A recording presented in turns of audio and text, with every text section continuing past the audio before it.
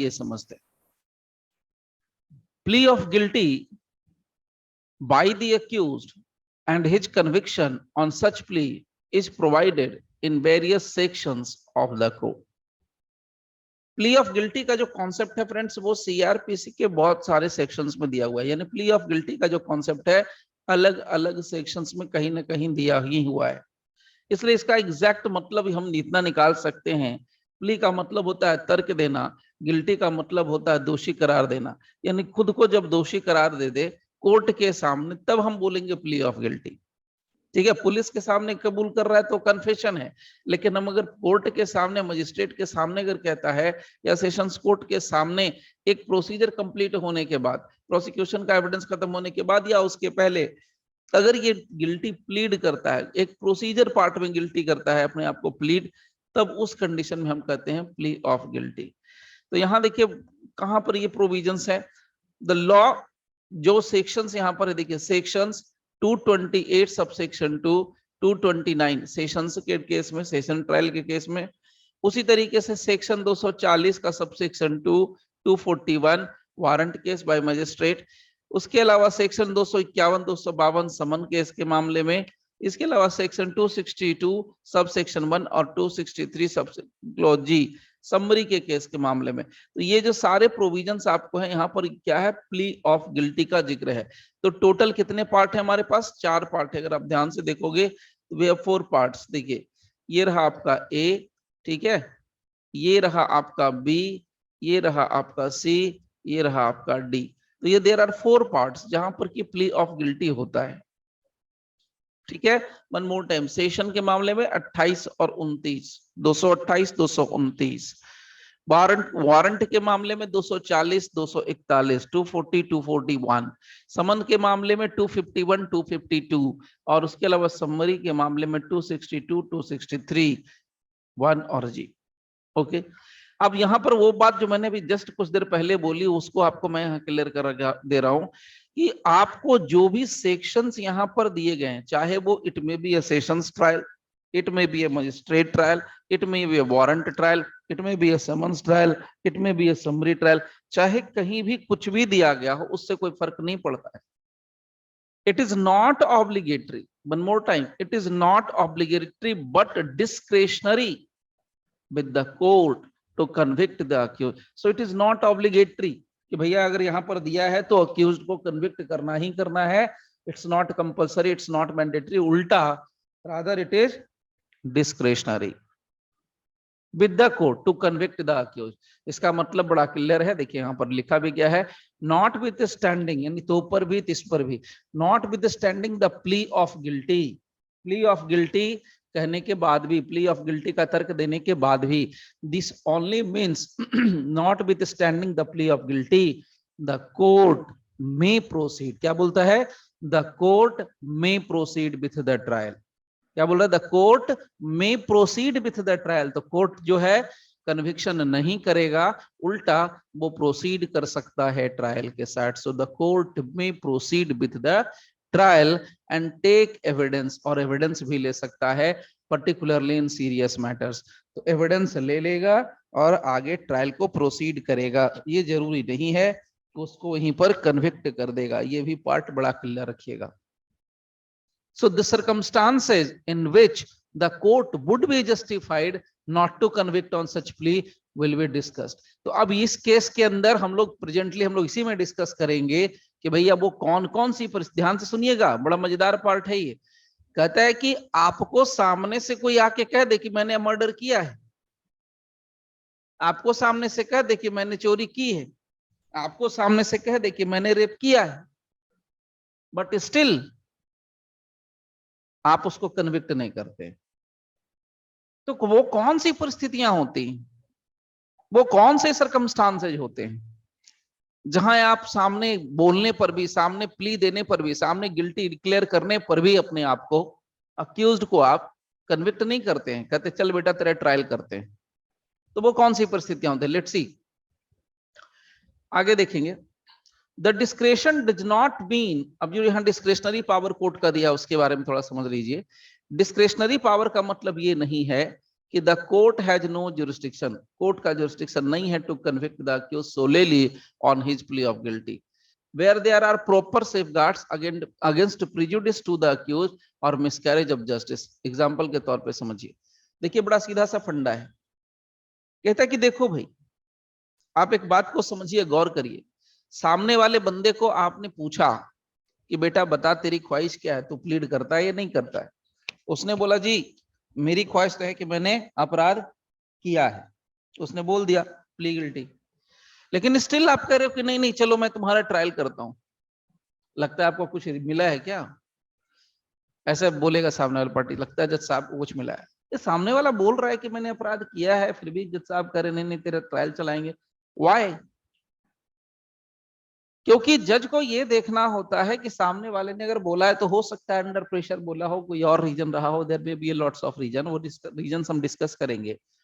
सो जज का काम यहां पर है उसको एक अपॉर्चुनिटी प्रोवाइड करा देना, एक अपॉर्चुनिटी प्रोवाइड करा देना, ताकि वो कल को ये ना कह सके कि मैं प्रेजुडिस हो गया। तो यही बात यहां पर लिख दी गई है, देखिए, to convict accuse solely on where there are proper safeguard, where there are proper safeguards against prejudice to the accused और मिसकैरेज ऑफ जस्टिस, जहां पर आपके पास प्रेजुडिस से बचने के बहुत सारे तरीके हैं, यानी प्रेजुडिस नहीं हो रहा है, या जहां पर मिसकैरेज ऑफ जस्टिस का चांस नहीं है, फिर से रिपीट कर रहा हूं, जहां पर मिसकैरेज ऑफ जस्टिस का चांस नहीं है, या जहां पर आपका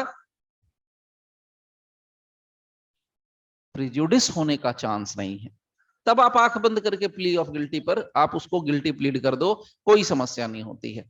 नाउ अब समझिए क्या इंटरेस्टिंग फैक्ट है यहां पर, देखिए अब कैसे होगा, किस कंडीशन होगा, where the facts were before the accused and he fully understood them before he admitted them and pleaded guilty। मैं क्या बोल रहा हूं यहां पर, ये फैक्ट एंड सर्कमस्टांसेस पर डिपेंड करता है। आप क्या करते हो, जो नाली की सफाई करता है, जो सीवेज की सफाई करता है, उसके ऊपर एलिगेशन लग गया कि तुमने एक बच्ची का मर्डर किया रेप करने के बाद, पुलिस वाले ने पकड़ करके उसका नाम डाल के उसको जेल में बंद कर दिया, वो कर्नाटक का था या साउथ इंडिया के किसी स्टेट का था, मुंबई में उसको पकड़ के उसको जेल में बंद कर दिया।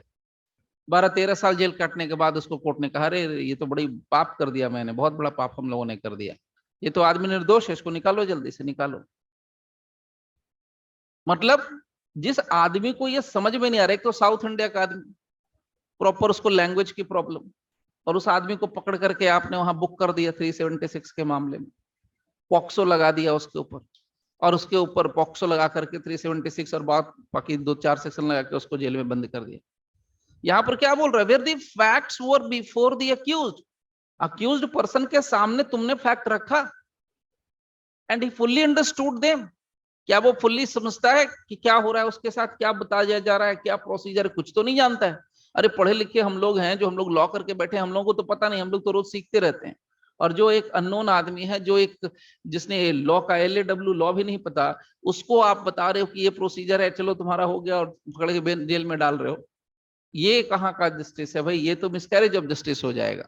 तो इसीलिए कहा कि जब तक कि अक्यूज्ड को ये प्रॉपर पता नहीं है कि अगर मैं प्लीड गिल्टी करूंगा तो उसका रिजल्ट क्या होगा, आगे का प्रोसीजर क्या होगा, पहले क्या होगा, बाद में क्या होगा, वो चीजों को नहीं समझता है और प्लीड गिल्टी कर देता है, तो एक समझदार जज की ये निशानी है कि उसकी बात को सुनने के बाद भी, उसकी प्ली ऑफ गिल्टी को तर्क लेने के बाद भी उसको आप कन्विक्ट नहीं करो, उसको मौका दो ताकि वो अपनी बात को फिर से रखे, उसका ट्रायल कराओ।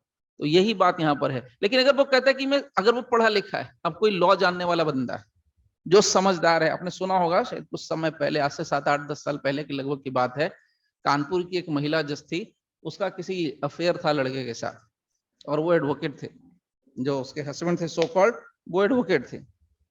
उस एडवोकेट साहब ने उस महिला जज का मर्डर कर दिया था, अभी वो शायद जेल में, कानपुर का ही था प्रॉपर।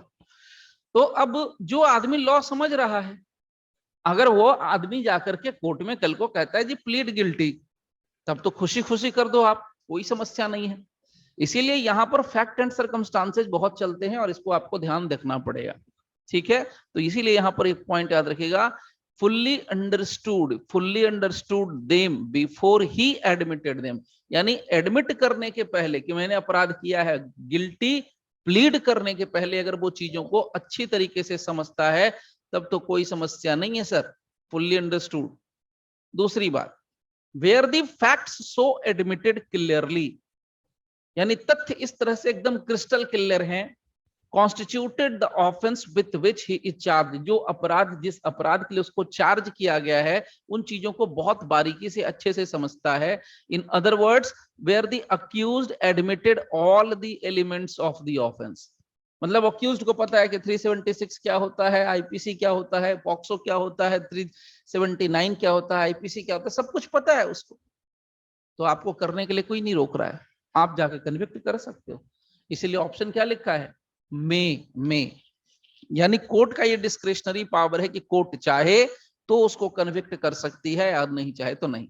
तीसरी बात, where he is represented by counsel, आज के डेट में सबसे ज्यादा यही होता है कि हम क्या कर रहे हैं, हमने तो एक वकील साहब रखा है, वकील जो बोलेगा सही बोलेगा, वकील तो गलत बोल नहीं सकते। So where he is represented by counsel. अब मैं आपको ऐसी हंसी वाली बात बताऊंगा, हंसी वाली बात नहीं है, सीरियस वाली बात। एक लड़का जो जिसके ऊपर पॉक्सो लगा, उसकी उम्र जिस समय झगड़ा हुआ, लड़ाई हुआ, जहां एफआईआर हुआ, जब पॉक्सो लगा तब वो 6th क्लास में पढ़ता था, 6th या 7th क्लास में पढ़ता था। He was minor at that time. इस बात का जिक्र ना तो एफआईआर में हुआ ना तो पुलिस की केस डायरी में हुआ। और मजेदार चीज सुनिए कि एक एडवोकेट साहब को हायर किया उन लोगों ने, और एडवोकेट साहब को ये पता था कि ये लड़का माइनर है at that time, but still उन्होंने जुवेनाइल वाला इशू रेज नहीं किया और एज यूजुअल जैसे होता है वैसे उसका बेल करा दिया। बोलते उल्टा बोला कि भाई जुवेनाइल वाला इशू रखने से उल्टा दिक्कत हो सकती है। अब यहां पर क्या कहा जा सकता है, where he is represented by counsel, और ये केस अभी भी चल रहा है। तो अब लोग को पता चल रहा है, तब तो लोगों ने अपना माथा पीट लिया कि भाई कहाँ किसको पकड़ के हायर कर लिया। तो कभी कभी बोलते हैं ना, सस्ती चीजें महंगी पड़ जाती हैं, तो वो समस्या आ गई। So where he is represented by council.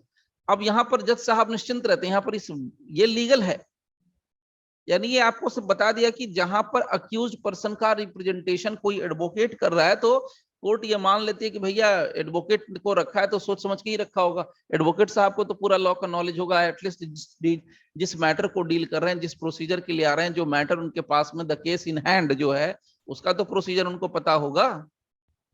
तो वहां पर भी अगर प्लीड गिल्टी कर देता है तो वहां पर भी, जहां पर भी कि accused person represented by council है और उसने प्लीड गिल्टी कर दिया, तो इसका मतलब कि वहां पर जज साहब क्या कर सकते हैं, कन्विक्ट कर सकते हैं उसको, उसके गिल्टी प्लीड करने पर। सो देयर आर 3 सर्कमस्टांसेज, जब उसको सब कुछ पता है तब वो किया जा सकता है। दूसरा, वो क्लियरली समझता है सब चीजों को, एलिमेंट्स ऑफेंस के सारे एलिमेंट्स को समझता है। और तीसरा, रिप्रेजेंटेड बाय काउंसिल। अब आप खुद सोच के बताइए, इस एक लाइन को पढ़ने से कभी पता ही नहीं चलता है कि ऐसा कुछ भी है, इसके इतना अंदर इतने इन डेप्थ हो सकता है। लेकिन यहाँ पर साफ साफ लिखा है मे, यानी कि मे का मतलब ही हो गया कि हो भी सकता है और नहीं भी हो सकता है, यानी प्लीड गिल्टी किया जा सकता है या नहीं भी किया जा सकता है। आइए दूसरे पार्ट को समझते हैं। देखिए, on the other hand, because it is a judicial discretion, और दूसरी बात जरा समझ लेते हैं, because it is a judicial discretion the जज शुड अप्लाई हिज माइंड। अगर समझ में नहीं आए तो पूछ लेना, क्योंकि ये सब लोग टर्म्स है, ये टॉपिक है, जैसे डिस्चार्ज है, फ्रेमिंग ऑफ चार्ज है, प्ली ऑफ गिल्टी है, ये सारे जो है ना टर्म्स है, ये टर्म्स क्लियर रहेंगे तो प्रोसीजर अपने आप खत्म हो जाएगा। प्रोसीजर में कुछ रहता नहीं है, टर्म्स को समझ लेना जरूरी है। Now C, on the other hand, it is a judicial discretion the जज should apply his mind in the matter of recording the plea and acting upon it and not mechanically. Mechanically शब्द का मतलब क्या है? We are frequently using this word, this term mechanically, mechanically. Mechanically का मतलब क्या है? पूरी बात समझ लीजिए। यहाँ ये 4th नंबर पॉइंट कह रहा है कि भाई आपको जो दिया गया है इस सेक्शन के अंदर 229 के अंदर सीआरपीसी के अंदर, ये जुडिशियल डिस्क्रेशन है। उसने अगर प्लीड गिल्टी कर दिया तो आप उसको रिकॉर्ड करेंगे, लेकिन उसको आप कन्विक्ट करेंगे कि नहीं करेंगे ये आपका डिस्क्रिशनरी पावर है। कहता है कि डिस्क्रेशनरी पावर है, इसका मतलब है कि you must apply your judicial mind, the जज should apply his judicial mind, judicial mind apply करना है, आलतू फालतू नहीं, you must apply his judicial mind in the matter of recording the plea. और ये नहीं कि आपने क्या करना है, चुपचाप उसने प्ली कहा, उसने प्लीड गिल्टी करी और आप भी चुपचाप पेन उठा रहे हो और लिख रहे हो, चल बेटा लिख रहा है तो क्या दिक्कत है, बोल ही रहा है तो क्या दिक्कत है, चल। ऐसा नहीं करने के लिए कहा गया, लेकिन unfortunately most of the time, most of the cases में यही हो रहा है, मैकेनिकली ही वर्क होता है। कौन इतना ध्यान दे रहा है कि एफआईआर में क्या था, केस में क्या था, इतना ओवरबर्डेंड होते हैं प्रैक्टिकल में। Number 2, he should take care caution in this matter, where on the earlier occasion the accused had denied the accusation and made a statement which, if he believed, should have resulted in his acquittal. What it means? इसका मतलब बड़ा clear है। He should take care caution in this matter, यानी जज को ऐसे मामलों पर थोड़ा ध्यान देना पड़ता है, खास करके तब जब कोई सामने से बंदा कह रहा है कि plead guilty, I plead guilty. Greater caution, earlier occasion the accused had denied the accusation, क्या बोल रहा है, अर्लियर ओकेजन, पहले अक्यूज्ड ने कहा कि ना ना मैंने कोई अपराध नहीं किया जी, मेरा ट्रायल ही चला दो, and made a statement which if believed should have resulted in his acquittal, ये वाला भी मामला यहां सूट करता है। नेक्स्ट पॉइंट जरा समझिए पहले। Hello sir. अब हाँ जी मैडम बोलिए। सर मैकेनिकली का एग्जांपल दीजिए। मैकेनिकली का मतलब है कि बस एक बटन दबाए नहीं दूसरा बटन काम करना शुरू कर दिया, मतलब जैसे बंदे ने प्लीड किया नहीं आपने कन्विक्ट कर दिया, सिंपल भाषा में। मैकेनिकली क्या होता है, आपने जैसे एक सिंपल अगर लेमन एग्जांपल दें, आपके घर में पानी का सबमर्सिबल मोटर पंप है या कुछ भी है, आपके यहाँ पंखा है, स्विच दबाया ऑटोमेटिक पंखा चलना ही चलना है, स्विच दबाया पीसी चलना ही चलना है। उसी तरीके से जैसे उसने बोला प्लीड गिल्टी, आपका पेन शुरू हो गया और आपने उसको कन्विक्ट कर दिया।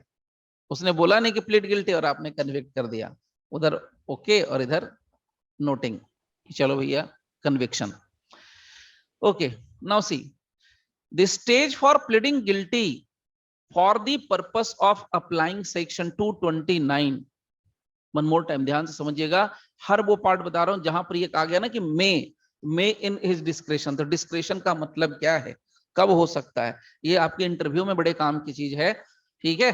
So the stage of for pleading guilty for the purpose of applying section 229 is immediately after framing of the charge when the court asks the accused in this behalf। तो ये जो सेक्शन है 229 ये कब होता है, चार्ज फ्रेम करने के इमीडिएट बाद, यानी तुरंत बाद। चार्ज फ्रेम कर लिया, पूछ लिया भाई बताओ तुम प्लीड करते हो गिल्टी कि नहीं करते हो, नहीं करते हो तो कहेगा कि जी मैं तो नहीं, अगर वो कहता है कि नहीं करता हूं तो ही मस्ट बी ट्राइड, तब तो गवाह आएगा, पीडब्ल्यू होगा, पीडब्ल्यू आएगा। लेकिन वो कहता है जी मैं प्लीड करता हूं, तब यहां पर समस्या होती है कि क्या प्लीड गिल्टी कर रहा है तो उसको कन्विक्ट करें कि ना करें, this is the point. Now वही बात यहां पर मेंशन की है, देखिए, if the accuse pleads not guilty at that stage the magistrate के केस में the magistrate must take evidence under section 231।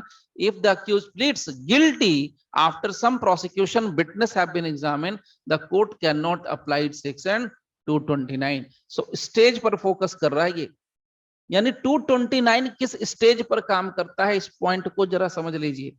अगर शुरुआत में कहा, पूछा जज ने, यानी चार्ज फ्रेम होने के बाद, स्टेज क्या है, चार्ज फ्रेम होने के बाद तुरंत सेक्शन 229 का एप्लीकेशन होता है, और 229 का एप्लीकेशन होगा तो जज साहब पूछेंगे कि भैया वेदर यू प्लीड गिल्टी और नॉट, तो वो कहता है जी no no no sir I want to be tried by this honourable court.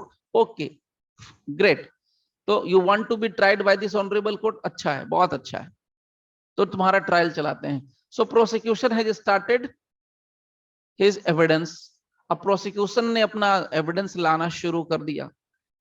Now one by one, after 3 or 4 evidences, after 3 or 4 witnesses has completed his statement or recording of a statement has been completed by the court, again इसकी अंतरात्मा जाग जाती है, किसकी, accused person की। now he is saying okay sir I plead guilty।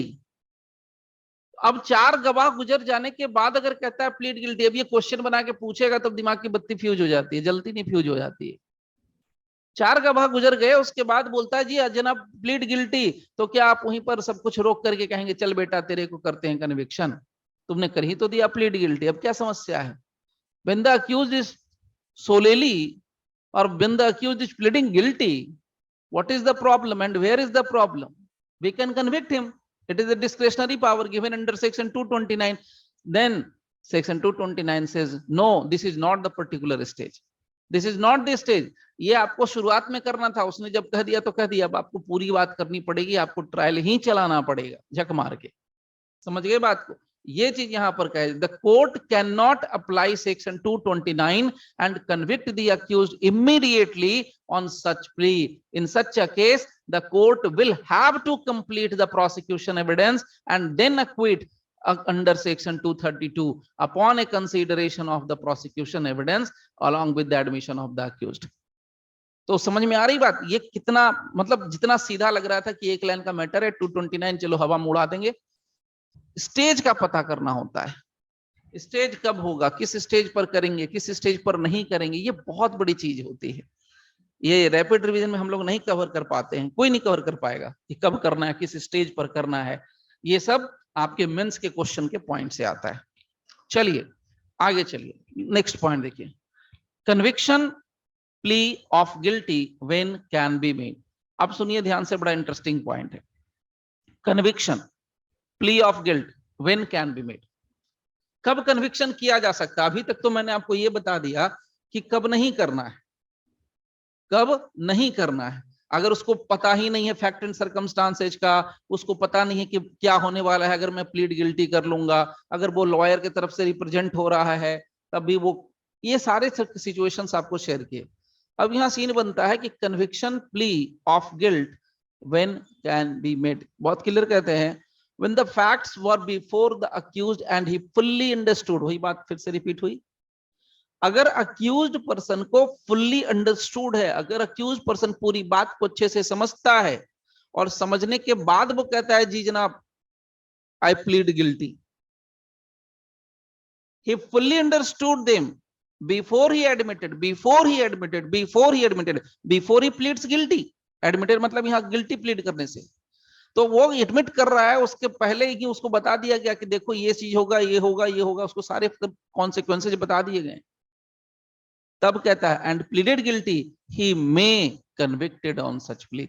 जब उसको सब कुछ पता है तो आप उसको कन्विक्ट कर सकते हो, कोई समस्या नहीं है। उसको प्लीड गिल्टी करने पर आप उसको कन्विक्शन में ले सकते हो। नाउ सी, आगे सुनिए, conviction on plea of guilt in serious offences. Serious offences के मामले में क्या सीन बनता है? अब सीरियस ऑफेंसेस तो पता ही है, heinous offences. The court should not, बहुत क्लियर कहता है, the court should not convict the accused in serious offenses but should take evidence as if the plea was not guilty and should decide the case on the whole evidence। जहां पर हेनियस offences होते हैं, serious offences होते हैं, वहां पर अगर आपके सामने प्लीड गिल्टी कर भी लिया है तो आप उसको इग्नोर कर सकते हैं, यानी उसके बाद कन्विक्शन नहीं करना है, उसके बाद आपको ट्रायल ही चलाना चाहिए, ऐसा कहा है। शुड डिसाइड द, शुड लगा हुआ है, करना चाहिए, should decide the case on the whole evidence. तो प्ली ऑफ गिल्ट का कितना बड़ा वैल्यू है ये समझ सकते हैं। Plea of guilt at any stage of the proceeding, let's see, the plea of guilt can be made by the accused at any stage. वो तो खुली सी बात है, लेकिन आपके कन्विक्शन पर आपके कन्विक्शन के प्रोसीजर पर रोक लग जाती है। वो तो कभी भी मुंह खोल के बोल देगा जनाब मैं तो अपने पापों का प्रायश्चित करना चाहता हूं, मैंने किया है। That is not a confession, that is a plea of guilt. So the plea of guilt can be made by the accused at any stage of the trial, even after the framing of the charge when he did not plead guilty। जब उसने पहले कभी कहा था charge frame होने के बाद, जनाब I have not committed any wrong, I have not committed any offense, I want to be tried। जब जज ने पूछा था whether you plead guilty, कहा no जनाब, I want to be tried। और after some time he can say, वो कह सकता है no I plead guilty, मैंने किया अपराध। And I regret for that. मुझे जो सजा मिलेगी मैं कर्म भुगतने के लिए तैयार हूं। You can not apply section 229। इसके लिए मतलब अक्यूज के लिए छूट है, वो कभी भी बोल दे, उसके मुंह पे आप ताला नहीं लगा सकते। बोला बोला, बात खत्म होगा। However, if the stage of framing of the charge, the accused did not plead guilty but pleads guilty after some prosecution evidence, तो मैंने पहले बता दिया था, the court cannot invoke section 229 CRPC to convict the accused as and conclude the trial। तो अगर वही 4-5 गवाह गुजर जाने के बाद अगर ऐसा करता है, ऐसी हरकत करता है हमारा अक्यूज, तो ऐसा कुछ नहीं होगा, सेक्शन 229 अप्लीकेबल नहीं होगा और उसको आप कन्विक्ट नहीं कर सकते हैं। First of all you have to complete your evidence, जो प्रोसिक्यूशन की तरफ से आए हैं वो। ओके, चलिए आगे वाला पार्ट। अब देखिए अपील का पार्ट क्या है, जरा समझिए। अब ये सेक्शंस के हिसाब से है, तो यहाँ पर आप जाकर के देख सकते हैं। फिलहाल हम लोग यहाँ देखिए, according to section 375B, there shall be no appeal except as to the extent or legality of the sentence। क्या बोल रहा है? No appeal except as to the extent or legality of sentence। Now, अब ये जो रोक लगी हुई है ना कि भैया अपील नहीं हो सकता, अपील नहीं हो सकता एक्सेप्ट लीगलिटी ऑफ सेंटेंस को देख करके और एक्सटेंट ऑफ सेंटेंस, मतलब समझ में आ रही है बात? सेंटेंस के एक्सटेंट यानी 20 साल की सजा मिली, अपील में पहुंच गए, जनाब ये 20 साल की सजा तो गलत है, इसको 5 साल की होनी चाहिए, सजा होनी ही नहीं चाहिए। लीगलिटी ऑफ सेंटेंस का मतलब है कि सजा नहीं होनी चाहिए। इस पॉइंट पर आप चले जाते हो कहां? अपीलेट कोर्ट में आप चले जाते हो। जस्ट वेट अ सेकेंड, मैं आपको कुछ शो करता हूं। देखिए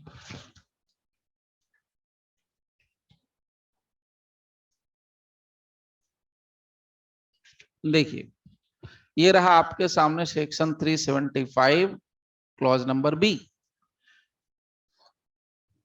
स्टेट अमेंडमेंट है ये 374 375। No appeal in certain cases when accuse pleads guilty, notwithstanding, यहाँ देखिए बहुत उल्टा लिखा हुआ है, notwithstanding anything content in section 374। 374 में अपील का प्रोविजन दिया हुआ है, अपील फ्रॉम कन्विक्शन। इसकी बातों को छोड़ दीजिए, ऐसा जो कुछ भी दिया है अपील होगा अपील होगा अपील होगा, तो पर भी तिस पर भी।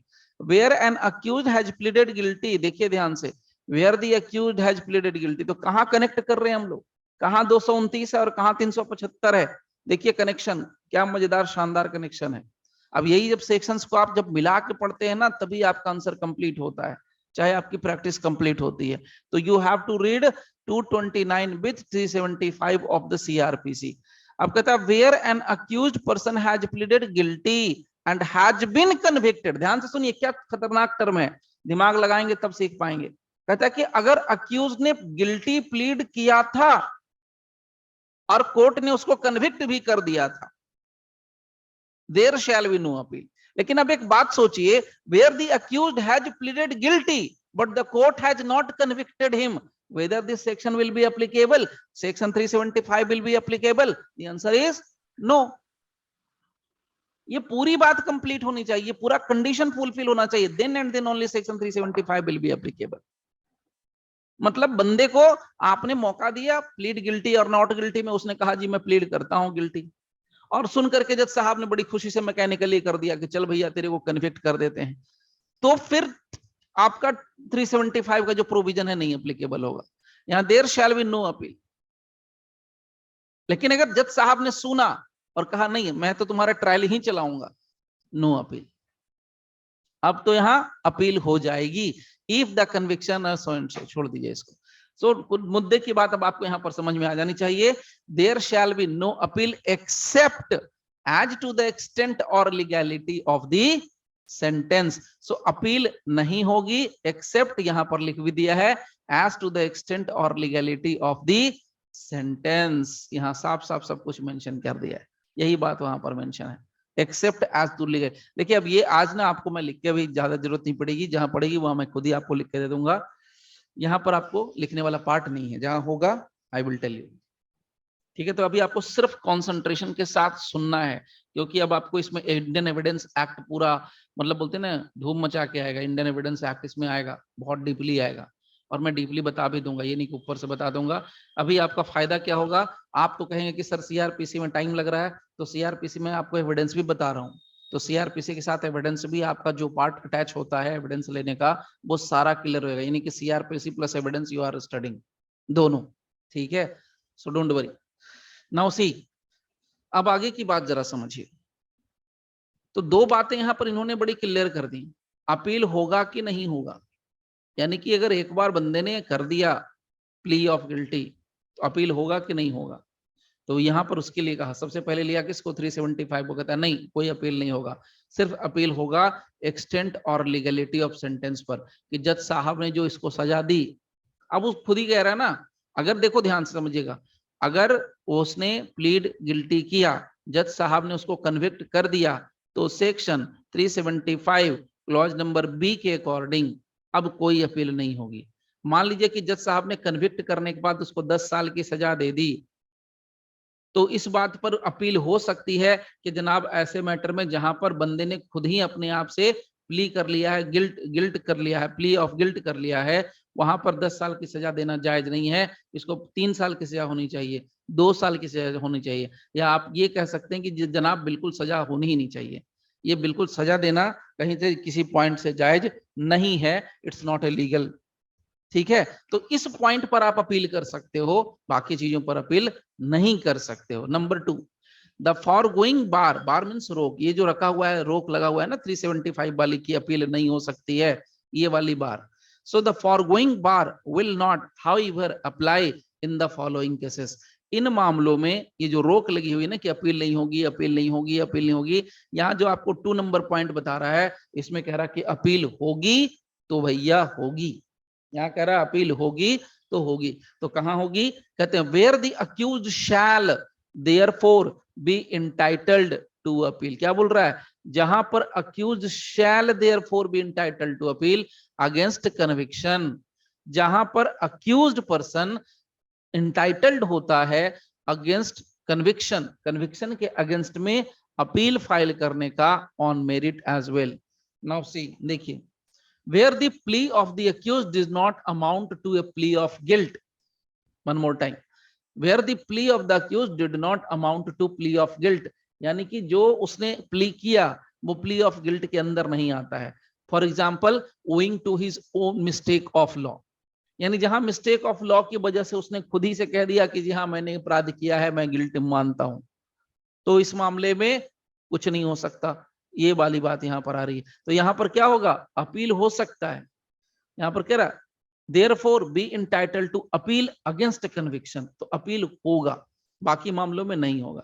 Okay, now see, where the facts alleged by the prosecution do not constitute an offence, तो जहां पर मामला ऐसा है कि प्रोसिक्यूशन जो मैटर लगा रहा है, जो एलिगेशन लगा रहा है, वो अपने आप में अपराध की श्रेणी में नहीं आता है, वो अपराध नहीं है, और फिर भी बेचारे ने प्लीड कर लिया कि जी मैंने अपराध किया है, तो उसके लिए अपील में जाकर के ही उसको रेमेडी मिलेगी, अपील में ही उसका बचाव होगा।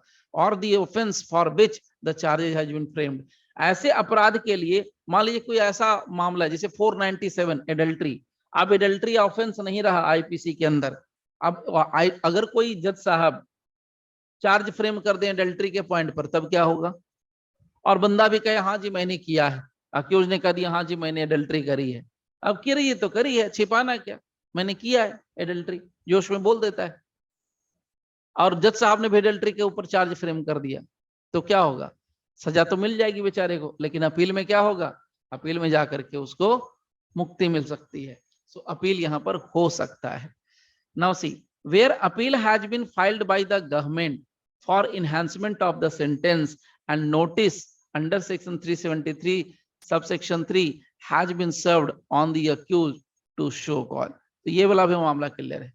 कहते अपील जहां पर फाइल किया किसने, सरकार ने, किस लिए, सजा बढ़ाने के लिए, और नोटिस भी दिया अंडर सेक्शन 373 सबसेक्शन 3, नोटिस दिया है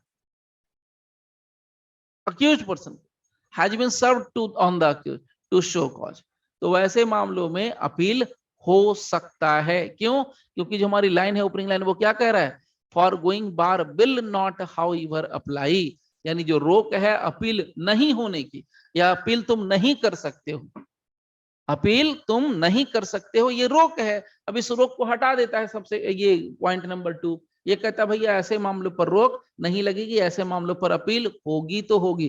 तो ए बी सी इन सब मामलों में अपील होगी, इन सब मामलों में अपील होगी।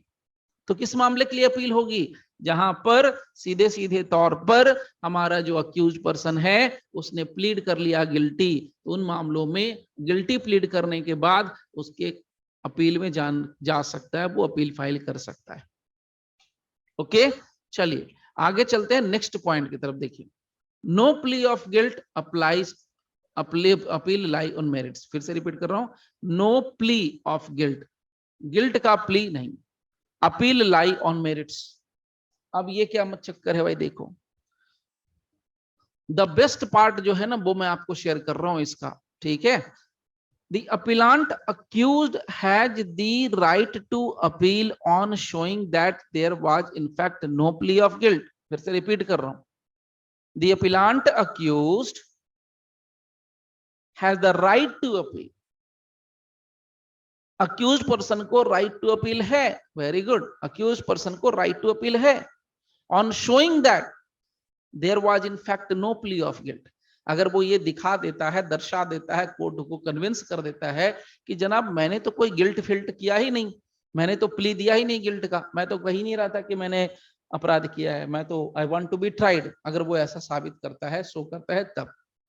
Now see, when the plea is when the appeal is preferred, when the appeal is preferred on taking the plea that the appellant did not plead guilty, did not लगाया मतलब नहीं किया था।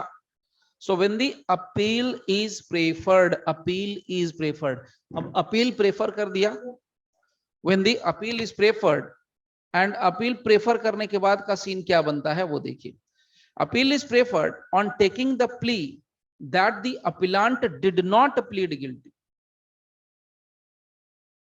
अपीलेंट ने कोई guilty plead नहीं किया था। The appellate court has to decide, appellate court has to decide the question whether the conviction was based on the plea of guilt or not। तो मामला बड़ा सीधा है, अपीलेट कोर्ट को यह डिसाइड करना होता है कि भाई कन्विक्शन किस पर हुआ, गिल्ट को प्ली करने पर हुआ, प्ली ऑफ गिल्ट पर हुआ, या ट्रायल के बेस पर हुआ। ये चीज यहां पर आ रही है। नाउ आगे देखिए, और इंटरेस्टिंग फैक्ट, और on the basis of the evidence produce. चलिए ये तो मामला हो गया। If on facts it is proved that there was no plea of guilt, यानी कि ये बात साबित हो जाती है कि भाई अक्यूज पर्सन ने किसी तरह का कोई भी प्ली ऑफ गिल्ट नहीं किया था, उस मामले में जब प्ली ऑफ गिल्ट किया ही नहीं तो भैया चल जाओ अपील कर लो। क्यों ये अपील जा सकता है? क्योंकि सेक्शन 375 क्लॉज नंबर बी क्या कहता है? Section 375 clause number B CrPC बहुत साफ साफ कहता है कि अगर किसी अक्यूज्ड पर्सन ने प्ली ऑफ गिल्ट किया और जज साहब ने उसको कन्विक्ट भी कर दिया, तब उस मामले में अपील नहीं हो सकता। हम लोग यहाँ क्या कह रहे हैं, भैया उसने प्ली ऑफ गिल्ट किया ही नहीं और जज साहब ने फालतू में कन्विक्ट कर दिया, तो अगर कर दिया तो फिर अपील जाएगा। So there is no bar to an appeal on merits, and in such a case the appellate court can even acquit the accused on the basis of the evidence on record। तो यहाँ पर इसके acquittal होने के chances बन सकते हैं, depending on the evidences on record। अब जरा आगे चलिए, एक और पार्ट समझिए, देखिए ध्यान से, बहुत इंटरेस्टिंग फैक्ट है ये। कहते हैं देखिए कितना छोटा लग रहा था 229 और कितनी कितनी बातें निकल गई, अपील तक की बात बता दी। अभी मैं समरी भी बताऊंगा इसकी, आपको खुद समझ में आ जाएगा। देखिए, when the particulars of the offence, किसी अपराध का पर्टिकुलर्स अगर एक्सप्लेन कर दिया गया था अक्यूज पर्सन को, ओके, किसी अपराध का पर्टिकुलर्स अगर एक्सप्लेन कर दिया गया था अक्यूज पर्सन को, और अक्यूज पर्सन को वो एक्सप्लेन करने के बाद भी the accused by the interpreter and the plea of guilt was not also interpreted by the same interpreter। अब उसी इंटरप्रेटर ने ये भी कह दिया कि भैया वो अपराध मान रहा है, अपनी प्ली ऑफ गिल्ट कर रहा है, the recording of plea not being proper. मतलब कितनी खतरनाक बात है। एक अपराधी है जिसने अपराध किया है और उसको समझ में नहीं आ रहा, जैसे आप सोच लीजिए साउथ इंडिया का आदमी अगर नॉर्थ इंडिया में चला जाए, खाटी साउथ इंडियन है, मतलब तमिल है, उसको तेलुगु है, मलयालम है, अब उसको हिंदी तो एक लाइन समझ में नहीं आती, गलती से फंस जाए यूपी में, गलती से फंस जाए बिहार में, गलती से फंस जाए किसी और स्टेट के अंदर जहां की उसकी लैंग्वेज नहीं बोली जाती और वो कुछ नहीं समझता है। अब उसको क्या मिलेगा, उसको इंटरप्रेटर मिलेगा। अब इंटरप्रेटर मिला तो इंटरप्रेटर ने उसको इंटरप्रेट करके बता दिया कि भाई देखो ये अपराध होता है, ये तुमने अपराध किया है, इसके लिए तुम्हारा पुलिस लेके आई है, इसलिए तुम्हारा ट्रायल चल रहा है। अभी ये स्टेज ये है कि तुमसे पूछा जा रहा है कि तुम बताओ तुमने ये अपराध किया है कि नहीं किया।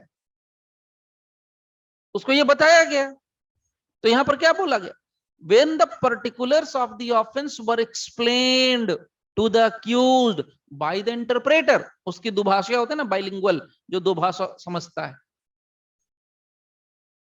अब आगे की कहानी सुनिए। भाई साहब जो बीच में इंटरप्रेटर था उसी ने कोर्ट को बताया, जनाब ये तो प्ली ऑफ गिल्ट कर रहा है। और हमारे जो जज साहब थे, लर्नेड जो जज साहब थे, उन्होंने उस दुभाषीय की बात पर यानी इंटरप्रेटर की बात पर क्या कर दिया, कन्विक्ट कर दिया। Whether this conviction is right,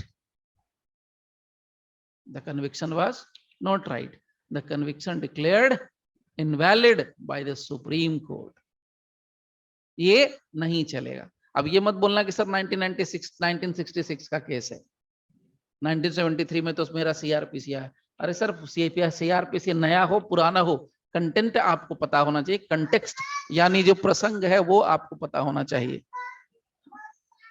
तो उस प्रसंग की बात कर लेंगे, ठीक है, तो उस प्रसंग से चल के आएंगे, आगे बढ़े। तो यहां पर आपका मैटर आता है। चलिए आगे आते हैं, देखिए next, plea of guilt qualified, यानी जब उसने कहा कि जी मैंने अपराध किया है, उस अपराध को वो मान लेता है और उसके बाद वो क्वालिफाई कर देता है, तब की बात यहां पर देख रहे हैं। देखिए, when the plea of guilt was qualified and not absolute, the trial court was not justified in convicting the accused on the basis of such plea without using his judicial discretion. मतलब फिर वही बात आई, फिर से गलती निकाल दी। ये गुजरात के हाई कोर्ट का है। क्या बोल रहे हैं, when the plea of the guilt was qualified and not absolute, absolute मतलब पूरा हो गया, पक्का हो गया, trial court was not justified in convicting, trial court ने जो किया वो सही नहीं था, on the basis of such plea. मतलब आज के डेट में अगर मैं अभी तक की जितने भी आपको मैंने केसेस बताए या जो फैक्ट बताए, जो सर्कमस्टांसेस बताए, अभी तक जो आपको एफ नंबर पॉइंट तक मिल रहा है, उन सब का जिस्ट क्या निकलता है, उन सब का निचोड़ ये निकलता है कि आप भैया आपके सामने अक्यूज्ड अगर प्लीड गिल्टी भी करे तो आपके अपने डिस्क्रिशनरी पावर का इस्तेमाल कीजिए और ऑन दैट डिस्क्रिशनरी पावर आप कन्विक्ट मत कीजिए, उसका ट्रायल ही करवा लो। That will be the safe side, safest side आपके लिए है, आप सबसे ज्यादा सेफ रहेंगे उसमें। क्यों? क्योंकि आपके पास पूरा का पूरा बचाव करने का मौका है, आप अपनी बात को डिफेंड कर सकते हैं। क्यों? वहां पर लिखा है it's discretionary power, may be आपको अक्यूज्ड को कन्विक्ट करना है नहीं करना, ये आपका डिस्क्रेशन है। 229 के अंदर देखिएगा, मैं अभी 229 निकाल देता हूं पहले। 229 कहाँ गया भाई, देखिए एंड में लिखा हुआ है यहाँ पर, and may in discretion convict him thereon. तो कुल मिला के सीन यही अभी तक है। तो यहाँ पर भी आप देखिए कन्विक्शन वाज सेट असाइड। तो कहां से कहां दिमाग लगाते हैं, पूरी की पूरी कन्विक्शन सेट असाइड कर दी तो अक्विटल हो गया ना सर, अक्विटल हो गया। Even though you are using your discretionary power, और डिस्क्रिशनरी पावर आप इस्तेमाल कर रहे हो, you are using your discretionary power, बहुत बढ़िया।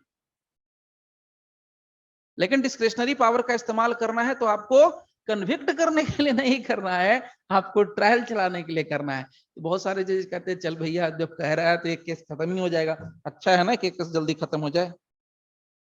इतने केसेस पेंडिंग है, एक बंदा अगर आके कहता है कि जी मैंने अपराध किया और मैं उस पर कन्विक्ट कर दूं तो केस खत्म ही है, कुछ करना ही नहीं है, 10 साल केस थोड़े चलने वाला है। नाउ सी, देखिए अब ऑलमोस्ट हम लोग अंत पार्ट पे आ गए हैं, अंतिम पार्ट में। Plea of guilt by plea bargaining, ये पूछा था शॉर्ट नोट्स में, गुजरात में एक बार पूछा हुआ है, 3 नंबर या 4 नंबर के लिए पूछा था शायद से, 2017-18 वाले में कुछ एग्जाम हुआ था एडीजे वाला, उसमें किसी का भी सिलेक्शन नहीं हुआ था, उसमें पूछा था plea of guilt by plea bargaining क्या होता है। Write short notes on this. देखिए, when the accused pleaded guilt by way of plea bargaining, तो प्ली बार्गेनिंग तो सबको पता है, अभी आएगा भी हम लोगों के लिए प्ली बार्गेनिंग। तो प्ली बार्गेनिंग के जरिए अगर अक्यूज्ड अपने आप को गिल्टी प्लीड करता है, which course he would not have followed if he knew that he would not be sentenced to fine only but also with substantive sentence of imprisonment, the conviction and sentence on plea bargaining is in violation of Article 21 of the Constitution and he was induced to plead guilty. Supreme Court इस बात पर देखिए, plea bargaining का अलग ही concept है। जो लोग plea bargaining नहीं समझते उनके लिए शॉर्ट बता दे रहा हूं। प्ली बार्गेनिंग क्या होता है? प्ली बार्गेनिंग में जो हमारा अक्यूज्ड होता है वो मान लेता है कि जी मैंने अपराध किया है, और मान लेने के बाद कि मैंने अपराध किया है, अब उसके दंड मिलेगा, दंड तो दंड मिलेगा, तो दंड के तौर पर हमारी सजा या तो कम करा दो या तो सिर्फ फाइन पर रोक, मतलब फाइन पे छोड़ दो, या तो हमारी पूरी सजा को कम करा दो। इसी बात पर वो क्या करता है? प्ली करता है गिल्ट। गिल्ट जो है उसका प्ली करता है, कम हो जाए सजा या सजा माफ हो जाए या फाइन देके छूट जाए, ऐसा ही सिचुएशन होती है। अब यहां सीन क्या बना? ये प्ली बार्गेनिंग के टाइम पर निकल के आया अक्यूज्ड बाहर और कहता है जी जनाब मैंने तो गलती कर दी, मैं तो माफी मांग रहा हूं, मेरी सजा कम कर दो जी, मेरे को फाइन पर छोड़ दो जी। चल भाई ठीक है। So when the accused pleaded guilt by way of plea bargaining, he would not have followed if he knew that he would not be sentenced to fine only. उसको पता होना चाहिए, जरूरी नहीं है कि तुम्हारा सिर्फ फाइन में छूट जाओगे, जरूरी नहीं कि सिर्फ तुम सजा कम होकर छूट जाओगे, दोनों चीजें हो सकती। सब्सटेंटिव सेंटेंस ऑफ इम्प्रिजनमेंट का मतलब है तुम जेल भी जाओगे और तुम्हारे को फाइन भी लगेगा, दोनों चीजें हो सकती हैं। सो द कन्विक्शन एंड अगर यहां पर कन्विक्ट कर दिया जज साहब ने, अगर सेंटेंस हो गया प्ली बार्गेनिंग पर, the conviction and sentence on plea bargaining is in violation. अब यहां क्लियर कह दिया कि अगर प्ली बार्गेनिंग के टाइम पर उसने आपको तो पहले बोल दिया कि बंदा तो कभी भी मुंह खोल के बोल सकता है जनाब मैंने अपराध किया है, मैंने अपराध किया है, मैंने प्ली गिल्ट किया है, मैं प्ली गिल्ट कर रहा हूं। वो प्ली बार्गेनिंग में जाके कह दिया तो क्या आप उस पर कन्विक्ट कर दोगे? क्या आप उसको सेंटेंस लगा दोगे, सेंटेंस कर दोगे उसको? अगर ऐसा आप करते हो तो this is a violation of article 21 of the constitution and he was induced. उसको ऑब्वियसली उकसाया होगा वकील साहब ने, उसके वकील साहब ने कहा होगा कि चल बेटा मान ले, प्ली बार्गेनिंग कर ले, शांति हो जाएगी तेरी जिंदगी में। On the promise let off with fine only, तू मान ले गलती, हम तुम्हारे को फाइन देके ही सब छुड़ा लेंगे। So the conviction and sentence passed by the trial court was set aside and full-fledged trial was directed. सोचिए कितनी बड़ी बात हो गई। तो ये पहले के जजेस पूरी ट्रायल खत्म करके, पूरा ट्रायल खत्म करा के फ्रेश ट्रायल करवा दिया, बेचारे को फिर से झुलवा दिया। That is Thippeswamy versus state of Karnataka 1983 supreme court 747। ये था आपका कंप्लीट पैटर्न ऑफ सेक्शन 229। तो अभी तक जो हम लोगों ने 229 के अंदर देखा उसका एक समरी आप कर सकते हो बड़े शानदार तरीके से। हम लोग एक समरी निकाल लेते हैं उसका, उसके बाद फर्दर चलेंगे नेक्स्ट सेक्शन में। तो क्या समरी हो सकता है? चलिए इसको अगर आपकी इच्छा है तो लिख सकते हो आप। जस्ट अ सेकेंड, एक सेकेंड होल्ड कीजिए।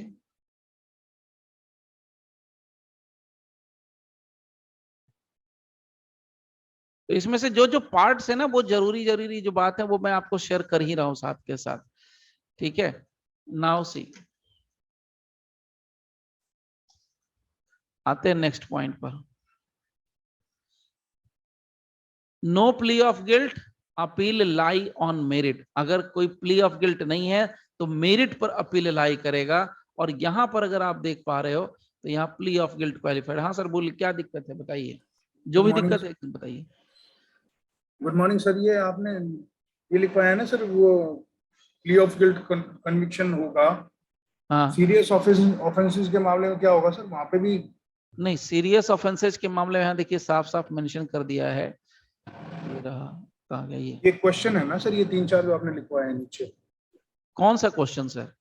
ये अपने क्वेश्चन नीचे क्वेश्चन लिखवाए ना 4, बहन बहन क्वेश्चन जब आ मैं, गया। हाँ क्वेश्चन दे के मैं आंसर दे रहा हूँ आपको। हाँ, इसके सर आंसर भी लिखवा देना सर, एक लाइन में आंसर तो पूरा। इसमें है सर, ये आंसर है आपका ABCD जो है ना, ये जो हाँ, इसके साथ आंसर ही है ये मैं आपको शॉर्ट में आंसर दे रहा हूँ, आपको वन लाइनर बना के एक तरीके से दे हाँ रहा जी, हूँ। हाँ जी। अपील के मामले में मैंने ये कहा कि अपील अगर कन्विक्शन होता है या नहीं होता है, उस पॉइंट पर, प्ली ऑफ गिल्ट के पॉइंट पर आपको सेक्शन 375 रीड विथ करना चाहिए। कब?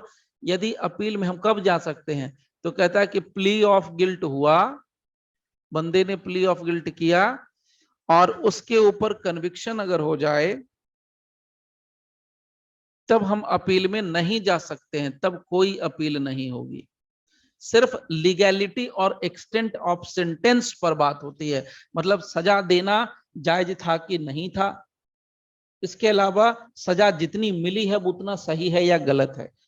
एक्सटेंट मतलब विस्तार, और लीगलिटी मतलब देना सही है या गलत है, इस पॉइंट पर बात होती है।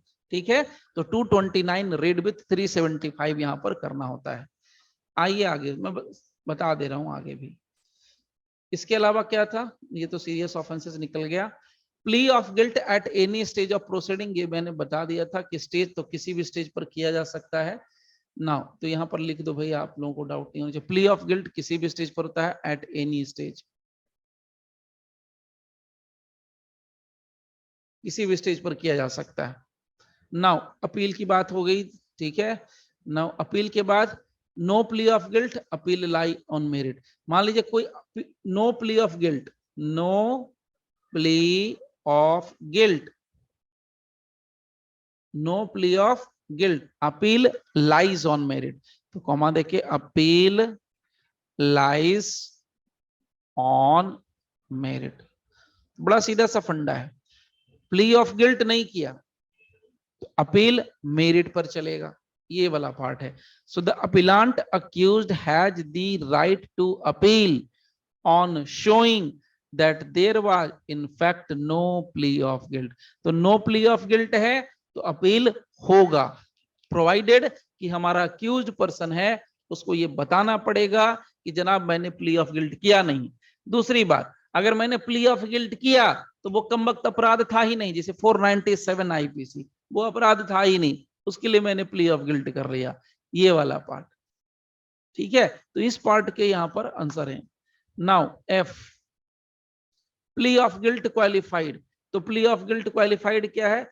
अब यहां पर क्लियर कर दिया कि प्ली ऑफ गिल्ट क्वालिफाई करना है, एब्सोल्यूट नहीं होना चाहिए, यानी कि जो कंडीशंस लगते हैं वो। So plea of guilt qualified.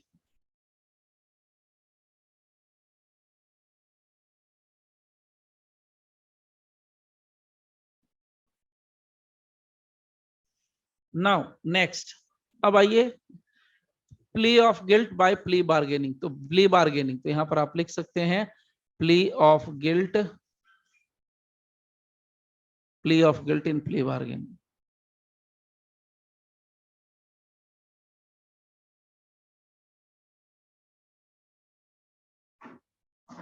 This is the point, okay. यहाँ पर तो इसमें आपको केस लॉ था, आप लिख सकते हैं Thippa Swamy versus state of Karnataka, Tippe Swamy, THI Tippe Swamy, SWAMI।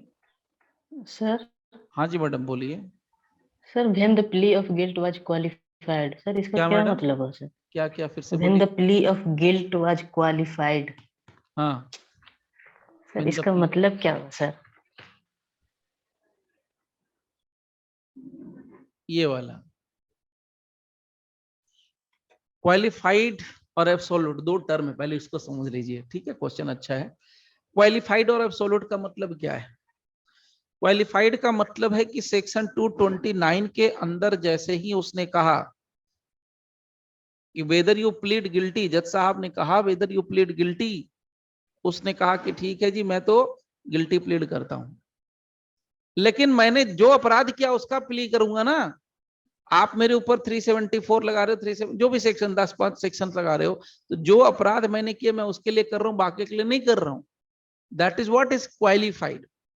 अगर उसने कहा कि जी मेरे ऊपर जो भी एलिगेशन लगाया गया है, जैसा भी एलिगेशन लगाया गया है, वो सारे के सारे के लिए मैं प्लीड कर रहा हूं। मतलब एक ही सेक्शन मान ली लग गया 302, आज ही मैंने मर्डर किया है, प्लीड गिल्टी कर दिया। एक ही सेक्शन लगा 379, प्लीड गिल्टी कर दिया।